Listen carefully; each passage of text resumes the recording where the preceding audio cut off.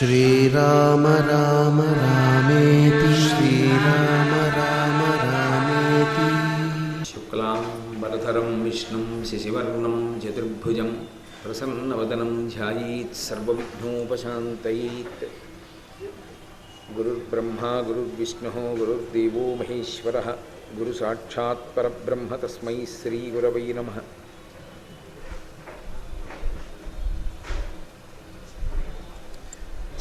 व्यासाय विष्णुरूपाय व्यासरूपाय विष्णवे नमो वै ब्रह्मनिधये वासिष्ठाय नमो नमः। कूजन्तं राम रामेति मधुरं मधुराक्षरम् आरुह्य कविताशाखां वन्दे वाल्मीकिकोकिलं। श्रुतिस्मृतिपुराणानाम् आलयं करुणालयं नमामि भगवत्पादशङ्करं लोकशङ्करं। वागर्धाविव सम्पृक्तौ वागर्धप्रतिपत्तये जगतः पितरौ वन्दे पार्वतीपरमेश्वरौ। सूक्तिं समग्रयितुन स्वयमेव लक्ष्मीः श्रीरङ्गराजमहिषी मधुरैः कटाक्षैः। वैदग्ध्यवर्णगुणकुम्भनगौरवैर्यां कण्डूलकर्णकुहराः कवयोधयन्ति। हैमोर्ध्वपुण्ड्रमजहन्मकुटं सुनासं मन्दस्मितं मकरकुण्डलचारुगण्डं बिम्बाधरं बहुलदीर्घकृपाकटाक्षं श्रीवेङ्कटेशमुखमात्मनि सन्निधत्तां। विमलपटी कमलकुटी पुस्तकरुद्राक्षसस्तहस्तपुटी कामाक्षी पक्ष्मलाक्षी कलितविपञ्ची विभासि वैरिञ्ची। मनोजवं मरुततुल्यवेगं जितेन्द्रियं बुद्धिमतां वरिष्ठं वातात्मजं वनरयूथमुख्यं श्रीरामदूतं शिरसा नमामि। आपदामपहर्तारं दातारं सर्वसम्पदां लोकाभिरामं श्रीरामं भूयो भूयो नमाम्यहम्।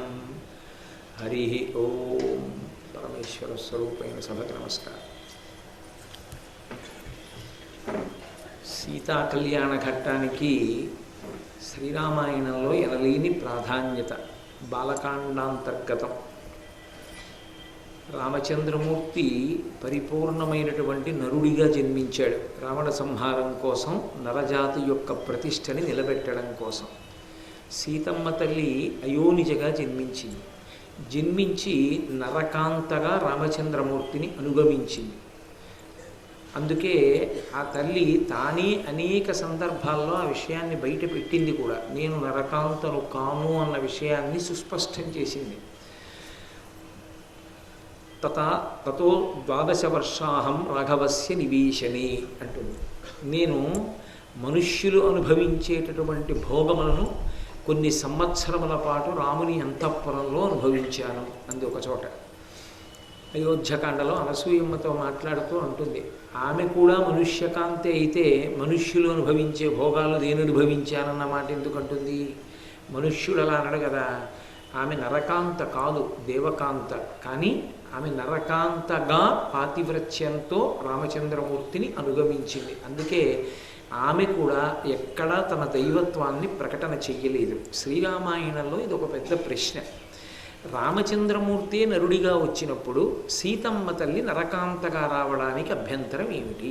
ఆమె కూడా నరకాంతగా వస్తే ఆమె కూడా ఆయనని విడిచిపెట్టి ఉండేటటువంటి లక్షణం ఉన్నది కాదు.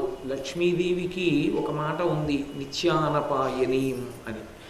నిత్యానపాయనీం అంటే ఎన్నడూ ఆయనని విడిచిపెట్టి ఉండేటటువంటి లక్షణం ఉన్నది కాదు.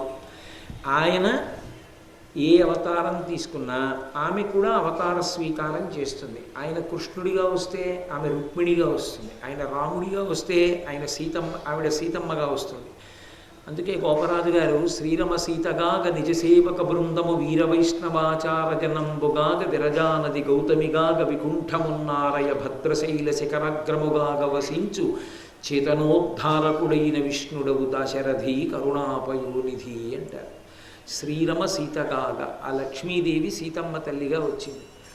శ్రీరమ సీతగాగ నిజసేవక బృందము వీరవైష్ణవాచార జనంబుగాగ విరజానది గౌతమిగాగ వికుంఠమున్నారయ భద్రశైల శిఖరగ్రముగాగ వసించు చేతనోద్ధారకుడైన విష్ణుడవు. ఓ రామా, నువ్వెవరో కాదు, నువ్వు విష్ణుడవు. సాక్షాత్తు విష్ణువు నువ్వు రాముడిగా వస్తే మా తల్లి నిత్యానపాయని కనుక సీతమ్మగా వచ్చింది. వచ్చినప్పుడు ఆయన నరుడిగా వస్తే ఆమె నరకాంతగా రావడానికి ఏమిటి అభ్యంతరం ఆవిడికి? అదే కృష్ణావతారంలో ఆయన దేవకీ వసుదేవులకి కుమారుడుగా జన్మిస్తే ఆమె కూడా భీష్మకునికి కుమార్తెగా జన్మించి రుక్మిణి అన్న పేరుతో కృష్ణ పరమాత్మని చేపట్టింది. మరి రామాయణంలో నరకాంతగా ఎందుకు రాదు సీతమ్మ? నరకాంతగా వచ్చి రామచంద్రమూర్తికి ఇల్లాలైతే వచ్చిన అభ్యంతరం ఏమిటి? కాదు. అక్కడ ఒక పెద్ద ప్రశ్న ఒకటి పడిపోయింది సీతా కళ్యాణం దగ్గరికి వచ్చేప్పటికి. మనం వ్యావహారికంగా సీతారామ కళ్యాణం అంటాం కానీ సంప్రదాయపరంగా ఆలోచిస్తే సీతారామ కళ్యాణం అనం, సీతా కళ్యాణం అంటాం. ఎందుకు అలా అనాలి అంటే ఎప్పుడైనా కళ్యాణం చేసేటప్పుడు లౌకికంగా ఏదో సంతోషం కోసం మగ పెళ్లివారు అనో మాట అంటే అనొచ్చు, కానీ యథార్థమునకు కళ్యాణం చేసేటప్పుడు మగ పెళ్లివారు ఉండరు. ఎందుకంటే అది వివాహం కాదు కనుక. వివాహం అయితే మగ పెళ్లివారు, కళ్యాణమునందు వివాహ ప్రక్రియ కాదది. వివాహంలా కనపడుతుంది కానీ అది కళ్యాణము. కళ్యాణము అన్న మాటకు అర్థం ఏంటంటే జీవ బ్రహ్మైక్య సిద్ధి, జీవుడు బ్రహ్మముతో కలిసిపోవడం లేదా జీవుడు బ్రహ్మముగా గుర్తింపబడడం. అయినప్పుడు జీవుడు స్త్రీ స్వరూపంగా ఉంటాడు, అందుకే పురుషుణ్ణి చెందుతాడు. అందుకే పతిం విశ్వస్యాత్మేశ్వరగుం శాశ్వతగుం శివమచ్యుతం అని మంత్రపుష్పం. పతిం విశ్వస్యాత్మేశ్వరగుం, ఈ సమస్త ప్రపంచానికి పతి ఎవరు అంటే పరమేశ్వరుడు. ఆయనకి చెందిన వారము, ఆయనని పొందవలసిన వారము మనందరం. ఒక ఆడపిల్ల యొక్క జీవితానికి పరిపూర్ణత ఎప్పుడు అంటే ఆమె భర్తని పొందినప్పుడు. అలా మన జీవితాలకన్నిటికీ కూడా పరిపూర్ణత ఎప్పుడు అంటే మనం పరమేశ్వరుణ్ణి పొందినప్పుడు. లౌకికంగా స్త్రీ పురుష విభాగం ఉంటుందేమో కానీ ఆధ్యాత్మికంగా అందరూ స్త్రీలే. అందరికీ పతి ఒక్కడే, పరమేశ్వరుడు ఒక్కడే పతి. ఆయన ఒక్కడే పతిం విశ్వస్యాత్మేశ్వరగుం శాశ్వతగుం శివం అచ్యుతం నారాయణం మహాజ్ఞేయం విశ్వాత్మానం పరాయణం. అటువంటి పురుషుడికి మనందరం కూడా చెందినవారము, ఆయనని పొందడానికి ప్రయత్నం చేస్తాం. కాబట్టి జీవబ్రహ్మైక్య సిద్ధి అంటే జీవుడు బ్రహ్మముతో ఐక్యమవుతాడు. కాబట్టి బ్రహ్మము జీవుడితో ఐక్యమవడం ఉండదు, జీవుణ్ణి జీవుణ్ణి అనుకున్నవాడు బ్రహ్మము అని తెలుసుకుంటాడు. అది తత్వమసి చిన్ముద్ర. కాబట్టి తత్తత్వమ అసి, అది ఇది అయి ఉన్నది అని. అటువంటి జీవతత్వానికి సూచన ఆడదాని పరంగా చెప్తారు. స్త్రీ పురుషుణ్ణి పొందుతుంది. అందుకే ఆడపిల్ల వైపు నుంచి కళ్యాణం చెప్తారు. సీతా కళ్యాణం, పార్వతీ కళ్యాణం, రుక్మిణీ కళ్యాణం, పద్మావతి కళ్యాణం అలా అంటారు. అంతేకాని శివ కళ్యాణం, రామ కళ్యాణం, కృష్ణ కళ్యాణం అనరు. అనకపోవడానికి కారణం అది సంప్రదాయ రహస్యం. జీవుడు బ్రహ్మమును పొందుతాడు కాబట్టి ఆడదాని వైపు నుంచి కళ్యాణాన్ని చెప్తారు. సీతా కళ్యాణ ఘట్టం దగ్గరికి వచ్చేటప్పటికి ఒక పెద్ద చిక్కుముడుంది. రాముడు నేను నరుడిగా పుడుతున్నానని చెప్పాడు. ఎక్కడ పుడుతున్నానో ఏమైనా దాచాడా? ఏం దాచలేదు. తత పద్మపలాశాక్ష కృత్వాత్మానం చతుర్విధం పితరం రోచయామాసా తథా దశరథం నృపన్.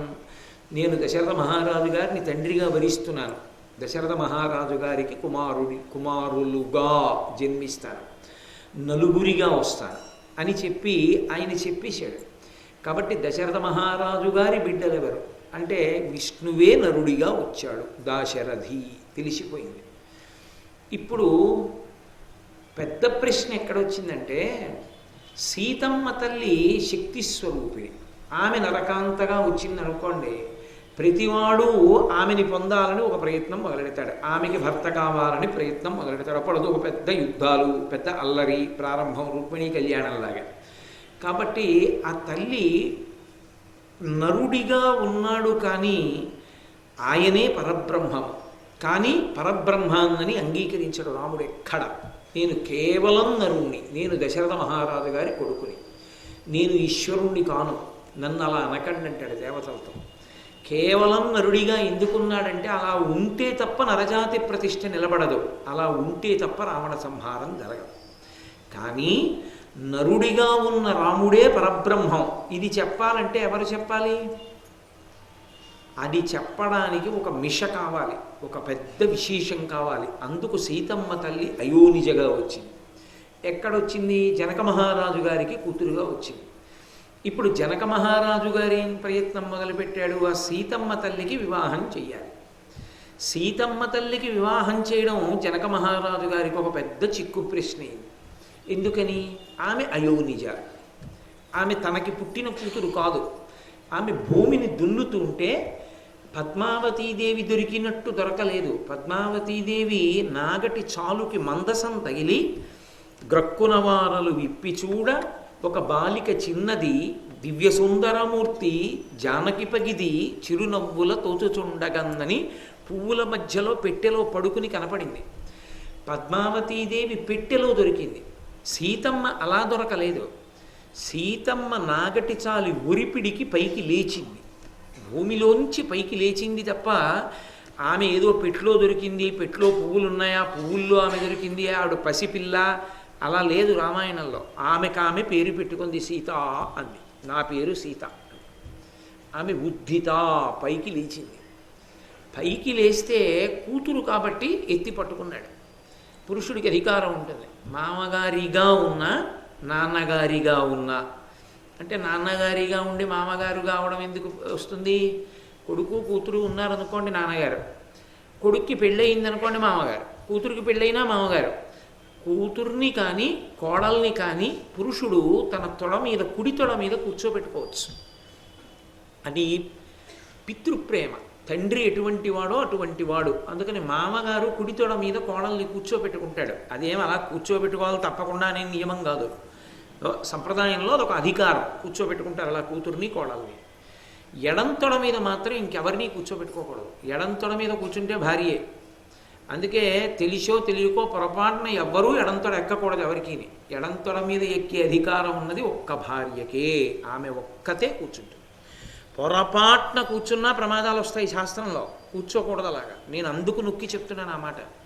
ఎడమతొడ మీద కూర్చున్నది భార్య ఒక్కతే. కాబట్టి వామాంకస్థిత జానకీ పరిలసత్కోదండ దండంకరే చక్రం చోర్ధ్వకరేణ బాహుయుగళే శంఖం శరం దక్షిణి బిభ్రాణం జలజాతపత్రనయనం భద్రాద్రిమూర్ధ్ని స్థితం కేయూరాది విభూషితం రఘుపతిం సౌమిత్రియుక్తం భజే అంటారు శంకర భగవత్పాదులు రామకర్ణామృతంలో.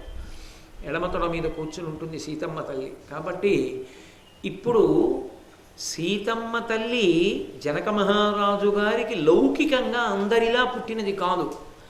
పైకి లేచింది. ఆమెని పట్టుకుని నించున్నాడు. ఆశ్చర్యం వేసింది. ఈ పిల్ల నాకేమవుతుంది అని అనుమానం వచ్చింది. నాగటి చాలు తగిలి పైకి లేచింది. ఈమె నాకేమవుతుంది అంటే అంతరిక్షేచవాగుప్త ప్రతిమా మానుషీకిలా, ఈమె ఓ మహారాజా నీకు కూతురు అవుతుంది. ఎలా కూతురు అవుతుంది? నాకు పుట్టలేదుగా. అంటే ధర్మేణ తనయా తవా, ధర్మము చేత నీకు కూతురు. నీకే కూతురు కావాలనుకుని పైకొచ్చి, లేకపోతే ఎవరికో ఒకళ్ళకి ఏదో ఒక రూపంలో పైకొచ్చేది. నీకు కూతురు అవ్వాలనే వచ్చింది. అందుకని నీకు కూతురే అంది అంతరిక్షంలోంచి అశరీరమాణి. అంటే వేదం చెప్పిందని గుర్తు. ఇప్పుడు ఈ పిల్లకి పెళ్లి చెయ్యాలి, తండ్రికి కర్తవ్యం కదూ. మరి యుక్త వయస్సు వచ్చాక ఎవరికి ఇచ్చి చెయ్యాలి? ఆమె నరకాంత కాదు. ఆమె నరుణ్ణి చేసుకుంటుందా పరమేశ్వరుణ్ణి చేసుకుంటుందా? ఎవరిని చేసుకుంటుంది? ఎవరికిచ్చి చెయ్యాలి? ఇప్పుడు ఆ పిల్ల హృదయం ఏమిటి అసలు? తండ్రిగా తన కర్తవ్యం ఏమిటి? ఎవరికిచ్చి పెళ్లి చేయాలి? అందుకే జనక మహారాజు గారు చాలా తెలివైనవాడు. ఆయన ఏమన్నాడంటే ఈమె వీర్యశుల్క అన్నాడు. వీర్యశుల్క అన్న మాటకు అర్థం ఏంటంటే ఏదో ఒక పణం పెడతారు, ఆ పని ఎవడు చేస్తాడో వాడికిచ్చి పెళ్లి చేస్తానన్నాడు. కాబట్టి ఇప్పుడు ఆయన పెట్టిన పణం ఏమిటి? శివధనస్సుని ఎక్కువ పెట్టాలి. ఎక్కువ పెడితే పిల్లనిస్తా అంటే దాని అర్థం ఏమిటి? పూర్వం రాజుల దగ్గర కొన్ని గుర్రాలు ఉండేవి. ఆ గుర్రం మీద రాజుగారు తప్ప ఎవరెక్కినా కింద బారేస్తుంది. ఒక్క రాజుగారే వెళ్ళగలడు దాని మీద. ఆ రాజుగారు గుర్రం మీద స్పృహ తప్పి పడిపోయాడు అనుకోండి, ఆ రాజుగారు ఏ శత్రు సైనికులకు దొరకకుండా ముందు రెండు కాళ్ళు ఎత్తి శత్రు సైన్యాన్ని పడగొడుతూ పైన పడుకుని స్పృహ తప్పి పడిపోయిన రాజు కింద పడిపోకుండా చర్మాన్ని కదుపుకుంటూ కాపాడుతూ అంతఃపురానికి తీసుకొచ్చేసారు యుద్ధభూమి నుంచి. అలా ఉండేవి గుర్రాలు. రాణా ప్రతాప్ సింగ్కి ఒక గుర్రం ఉండేది, చేతక్ అని పేరు దానికి. ఆ చేతక్ అలా రక్షించింది రాణా ప్రతాప్ సింగ్ని. ఆయన యొక్క పెంపుడు గుర్రం అది. ఆయన ఒక్కడే ఎక్కించుకుంటుంది, ఇంకెవరైనా ఎక్కితే కింద బారేస్తుంది. దాన్నే బజాజ్ కంపెనీ వాళ్ళు చాలా కాలం ఆ పేరుని దత్తత తీసుకుని తమ స్కూటర్లకు పెట్టుకున్నారు, చేతక్ అని. అంటే దాన్ని ఎక్కిన వాడిని అలా రక్షిస్తుంది అన్న పవిత్రమైన ఉద్దేశంతో. మంచిది ఆలోచన, చాలా చక్కటి ఆలోచన. అందులో ఏమి ఆక్షేపించడానికి ఏం లేదు. కాబట్టి శివధనస్సును ఎక్కుపెట్టేవాడెవడు? శివుడే. శివుడంటే ఏమండి మరి ఈవిడ లక్ష్మీదేవి కదండి, ఆయన శివుడు కదండి, ఇన్ని వెర్రి రాగాలు తీయకూడదు. శివుడు అంటే పరబ్రహ్మము. మళ్ళీ భేదాలు తీసుకొచ్చి మాట్లాడకూడదు, అది వాల్మీకి హృదయం కానే కాదు. శివుడంటే మంగళప్రదుడు, పరమాత్మ మంగళప్రదుడు.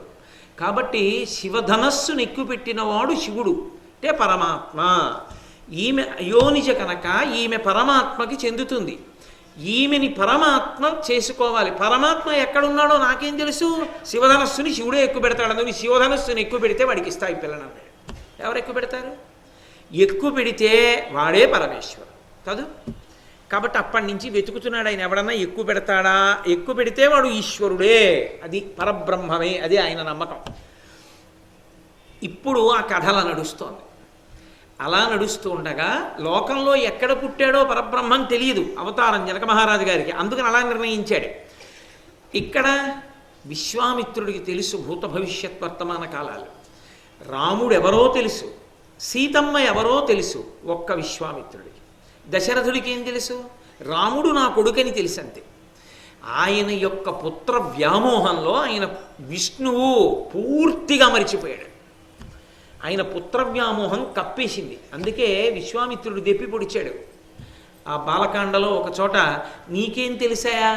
అహం వేద్మి మహాత్మానం రామం సత్యపరక్రమం వశిష్ఠోపి మహాతేజ ఏచేమే తపసస్థితా అన్నాడు.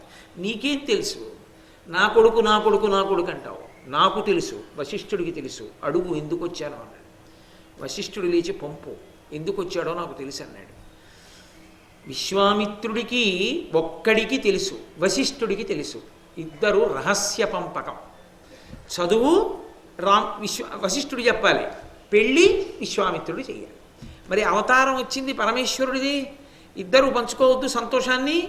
అందుకొచ్చాడు విశ్వామిత్రుడు. యజ్ఞ సంరక్షణం అయిపోయింది, వెంట పెట్టి తీసుకెడుతున్నాడు. తీసుకెళ్ళడంలో ఒక తమాషా. తీసుకెడుతున్నది దేనికి తీసుకెడుతున్నాడు? పెళ్లి చేయడానికి. పెళ్లి చేయడానికి తీసుకెడుతున్నవాడు యజ్ఞ సంరక్షణం అయిపోయింది కదా, నేను మిథిలా నగరానికి ఎడుతున్నాను రామా, అక్కడ శివధనస్సు ఉందోయ్, అది ఎక్కువ పెడితే పిల్లనిస్తారోయ్, వస్తావా అన్నాడు అనుకోండి. రాముడు అంటాడు, మనకి ఎందుకులేండి, అయిపోయింది కదా యజ్ఞ సంరక్షణం, నాన్నగారి దగ్గరికి వెళ్ళిపోతాను. నాకెవరు పిల్లని, నేను ఎవరిని చేసుకోవాలో మా నాన్నగారు కదు నిర్ణయించాలి, నాకెందుకండి స్వతంత్రంగా వెళ్ళి శివధనస్సు ఎక్కువ పెట్టడం, అందుకని పదండి అంటాడు. రాముడు ఎందుకు వస్తాడు? అక్కడ గొప్ప యజ్ఞం జరుగుతోంది రామా, ఆ యజ్ఞానికి చాలామంది మహర్షులు వస్తారు, నేను వెడుతున్నాను అన్నాడు. అంతే అన్నాడు, ఇంకేం అనలేదు. గురువుగారు అంత గొప్ప యజ్ఞం అని చెప్పి బయలుదేరుతున్నారు. శిష్యుడు ఏం చేయాలి? గురువుగారే అంత గొప్ప ప్రదేశం, దాన్ని చూడాలి, అక్కడ మహాత్ముల్ని చూడాలి, నమస్కరించాలని వెడుతుంటే శిష్యుడు వెళ్ళాలా వద్దా? అందుకని రామలక్ష్మణులు అన్నారు, మేము కూడా వస్తాం మహాశయ, తప్పకుండా రండి అన్నాడు. ఎందుకని? పెళ్లి ఊసెత్తితే మా నాన్నగారు చూస్తారులేండి అంటాడు. మర్యాద పోదు గురువుగారికి. అందుకని రాముడి ధర్మం విశ్వామిత్రుడికి తెలుసు చెప్పడం. వెళ్ళిపోయారు మిథిలా నగరానికి. వెళ్ళిపోయిన తర్వాత ఎక్కడుందాను రా అని అడిగాడు. అది రాముడు అంటే. ఆయన అన్నాడు, గురువుగారు ఇక్కడ నీళ్లు బాగా దొరుకుతాయండి, ఇక్కడ ప్రవాహం ఉంది, ఇక్కడ ఉందా అన్నాడు. ఎందుకని? శౌచానికి నీళ్ళు అవసరం. 4 మాటలు స్నానం చేయడానికి, ఓ మన్నీళ్లు పట్టుకోవడానికి, ఓ సంధ్యావందనం చేసుకోవడానికి, దేనికైనా నీళ్ళు అవసరం. నీళ్లున్న చోట ఉండాలి. కాబట్టి నీళ్లున్నాయి గురువుగారు, ఇక్కడ ఉందా అన్నాడు. సరే, అక్కడ ఉన్నారు. ఇప్పుడు రామలక్ష్మణులు మిథిలా నగరంలోనే ఉన్నారు, సీతమ్మ మిథిలా నగరంలోనే ఉంది. ఈ విశ్వామిత్రుడు అక్కడికి వెళ్ళి ఆ ముందు రోజంతా యజ్ఞయాగాది క్రతువులన్నీ చూశారు, అయిపోయింది. అంతటి మహానుభావుడు బ్రహ్మర్షి వస్తే అంతఃపురానికి ఆహ్వానించద్దు. అందుకని జనక మహారాజు గారు అన్నాడు, హే బ్రహ్మన్, విశ్వామిత్ర మహర్షి మీరు వచ్చారు, మీ వంటి వారు రావడం అంటే మాటలు కాదు కదూ, అందుకని ఒక్కసారి మా ఇల్లు పావనం చేయండి, మా అంతఃపురానికి రావలసింది. విశ్వామిత్రుడు మరునాడు తాను వెడుతూ రామలక్ష్మణుల్ని వెంట పెట్టుకుని వెళ్ళాడు. ఇది రహస్యం. చెప్తాడా? ఏమీ చెప్పడం. అది ఆయన గుంభరం. పిల్లలిద్దరినీ వెంట పెట్టుకుని వెళ్ళాడు. వెంట పెట్టుకుని వెళ్ళేటప్పుడే మిథిలా నగరానికి చేరకముందే అసలు వివాహం అంటే ఏమిటో, వైవాహిక జీవితం అంటే ఏమిటో, భర్తృత్వం అంటే ఏమిటో, ఎలా ఉండాలో అన్ని కథలుగా గంగావతరణం దగ్గర నుంచి గౌతమ మహర్షి అహల్య శాపవృత్తాంతం అన్నీ కథలుగా చెప్తూ ఆ దారిలో తీసుకెడుతూ రాముణ్ణి కళ్యాణరాముడిగా తీర్చిదిద్దాడంటే వేరొక మాటలో చెప్పాలంటే స్నాతకం చేశాడు విశ్వామిత్రుడు. ఎలా పెళ్లి కొడుకు తయారవుతాడో, పెళ్లి కొడుక్కి ఎలా పరిణతి కలుగుతుందో ఆ పరిణతి కలిగే విషయాలన్నీ నేర్పుతూ తీసుకెళ్ళాడు. ఇప్పుడు జనక మహారాజు గారు స్వాగతం చెప్పాడు, విశ్వామిత్రుడికి అర్ఘ్యపాద్యాదులు ఇచ్చాడు, కూర్చోబెట్టాడు. ఇద్దరు ఏదో కాసేపు ముచ్చట్లు అయిన తర్వాత ఇలా చూపించాడు. ఆ పిల్లలిద్దరు ఎవరో చెప్పలేదు కదా, వాళ్ళ వంక చూపించి అన్నాడు, వీళ్ళిద్దరూ దశరథ మహారాజు గారి కుమారులు, రామలక్ష్మణులు అంటారు. నా యజ్ఞాన్ని సంరక్షించడానికి వచ్చారు నాతోటి. క్షత్రియులు కదూ, వీళ్ళతో నేను ఒక మాట చెప్పాను, ఇక్కడ శివధనస్సు ఉందని చెప్పాను. వాళ్ళకి ధనస్సులవి చూడటం సరదాగా ఉంటుంది కదూ. ఏ వృత్తిలో ఉన్న వాళ్ళకి ఆ వృత్తికి సంబంధించినవి సరదాగా ఉంటాయి. ఎప్పుడూ యజ్ఞయాగాది క్రతువులకి బ్రహ్మస్థానంలో కూర్చునే వాళ్ళకి శృక్కులు స్రువాలు అంటే చాలా సరదా. నేను ఒకసారి చూశాను, నాతో ఒక ఆయన ఓ ఊరు వచ్చాడు. వచ్చి ఆ ఊళ్ళో ఉన్నాయని అన్నాడు, ఏమంటే ఇక్కడ ఫలానా చెట్లు ఉన్నాయన్నాడు. వెంటనే ఈయన అన్నాడు, ఏమంటే మేము ఇంకో 3 రోజులు ఉంటాం కదా, ఓ 2 జతలు శృక్కులు స్రువాలు చేయించి పెడతారేంటి అన్నాడు. ఆ కర్ర దొరికిందంటే 2 శృక్కులు 2 స్రువాలు అడిగాడంటే వాడితో నెయ్యి అవి వేస్తారు హోమంలో. ఎవరి సంతోషం వాళ్ళది, ఎవరికి దేని ఎందు ప్రీతో దాని ఎందు వాళ్ళకి మనసు నిలబడుతుంది. ఒక్కొక్కరికి కారు పిచ్చి. మరి ఇప్పుడు కొత్తగా వచ్చింది ఏంటండి, ఇది వెనకాల సామానం తట్టుకోవచ్చు, ముందు ఏముంటుంది, ఆ పక్కన ఏముంటుంది, వాలి పడుకోవడం ఎలా, కూర్చోవడం ఎలా, అవన్నీ కొనుక్కునేవాడు ఆలోచిస్తాడు. ఉపన్యాసానికి రోజుకోటి ఎక్కేవాడికి అవన్నీ ఎందుకు, ఎక్కి వెళ్ళడం ఒకటే వస్తుంది. కాబట్టి ఎవరి కుతూహలం వాళ్ళది కదూ. కాబట్టి వాళ్ళు క్షత్రియులు, వాళ్ళకి ధనస్సు అంటే మంచి సంతోషం కదూ. అందుకని ఆ పిల్లలకి శివధనస్సు గురించి చెప్పానయ్యా. ఏది ఏతద్దర్శయ భద్రంతే కృతకామౌ నృపాత్మజౌ దర్శనాదస్య ధనుషో యథేష్టం ప్రతియాస్యతః. ఎంత గంభీరంగా మాట్లాడాడో చూడండి. ఎక్కడ తొణకడు విశ్వామిత్రుడు, అతి మహానుభావుడు. అంటే ఆయన అన్నాడు, ఏతద్దర్శయ భద్రంతే కృతకామౌ నృపాత్మజౌ. ఈ దశరథుడి బిడ్డలున్నారే, వీళ్ళకి ఆ శివధనస్సు చూడాలని కోరిక. ఏది ఒక్కసారి ఆ శివధనస్సు చూపిద్దు. వీళ్ళు ఏం చేస్తారంటే అది చూసి సంతోషపడిపోతారు. సంతోషపడిపోయి ఏం చేస్తారు, యథేష్టం ప్రతియాస్యతః, ఎలా వచ్చారో అలా ఇంటికి వెళ్ళిపోతారు. మేము శివధనస్సు చూసాం, అబ్బా ఎంత పెద్ద ధనస్సు అని సంతోషపడిపోతారు. కాబట్టి ఏది ఓసారి చూపించు. శివధనస్సు ఎత్తితే ఆయన ఏం అలా చూపించడం జనక మహారాజు గారు, దానికి కూతురికి సంబంధం. అందుకని ఇప్పుడు పెళ్లి కథ చెప్తాడు. ఆయన చెప్పకుండా ఎందుకుంటాడు, విశ్వామిత్రుడు ఏమైనా చెప్పమన్నాడా, ఈ శివధనస్సు ఎత్తితే పిల్లనిస్తాను, మీ అమ్మాయి ఎలా ఉంది, మీ అమ్మాయి తనకి సరిపోతుందా, సైగలు చేసి అవి అన్న మాట్లాడు, అలా ఏమీ మాట్లాడు. తెలియదా విశ్వామిత్రుడికి? అన్నీ తెలుసు. అన్నీ తెలిసి మరి ఎందుకు మాట్లాడు పెళ్ళికి తీసుకొచ్చినవాడు? రాముడు ఆ విషయం తండ్రి నిర్ణయించాలంటాడన్న విషయం విశ్వామిత్రుడికి బాగా తెలుసు. అందుకే కళ్యాణ కారకుడవుతాడు తప్ప తాను జోక్యం చేసుకుని రాముడి చేత చిన్నతనాన్ని పొందడు. శిష్యుని యొక్క ధర్మం తెలిసిన్నవాడు, అందుకని ఊరుకున్నాడు. కాబట్టి ఇప్పుడు ఆ చూపించు అన్నాడు. అంటే ఆయన అన్నాడు, చూపిస్తా, దానికే ఉంది, తప్పకుండా, అదెంతసేపు. కానీ హే బ్రహ్మన్, విశ్వామిత్ర మహర్షి, ఆ ధనస్సుకి మా అమ్మాయికి ఒక పెద్ద ముడుంది. మా అమ్మాయి అంటున్నానని చెప్పి నా కడుపున పుట్టిన కూతురు అనుకుంటున్నారేమో. అధమే కృషత క్షేత్రం లాంగలాదుద్ధితామయా క్షేత్రం శోధయతా లబ్ధ్వా నామ్నా సీతీతి విశ్రుత. నేను ఒకానొకప్పుడు యజ్ఞం చేద్దామని భూమిని దున్నడానికి నాగలి పట్టుకుని దున్నుతున్నాను. అధమే కృషత క్షేత్రం లాంగలాదుద్ధితామయా, పైకి లేచింది ఆమె భూమిలో నుంచి. భూమిలో దొరికిందని చెప్పలేదు వాల్మీకి మహర్షి, భూమి నుండి పైకి లేచినది.